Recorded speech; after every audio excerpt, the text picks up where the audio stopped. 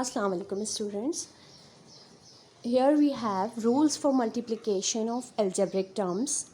First rule is first multiply sign to sign. Whenever you have to multiply two algebraic terms together, first you have to multiply their sign. Second rule is after multiplying sign, you have to multiply their coefficient. The third rule is that then multiply variable to variable. In the end, we have to multiply variable with variable.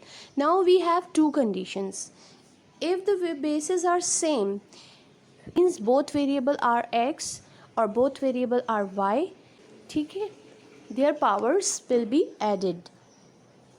But if we have two different variables like x and y, if we multiply different variables, just write them together. We have to write both the variables as it is given. We don't have to change their power then, but we have to write them together.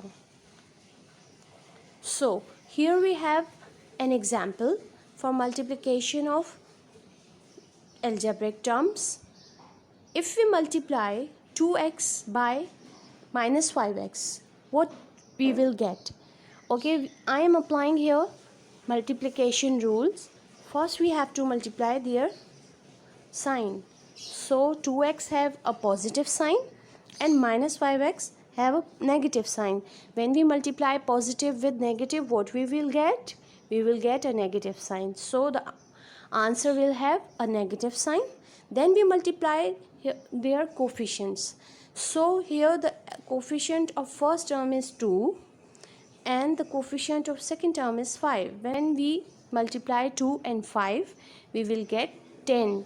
And finally, when we multiply variables, in this case we have same variables, both are x, so their powers will be added here. First variable is x with power 1 and the second variable is also x with power 1, so their powers will be added, 1 plus 1, and it will become x square here.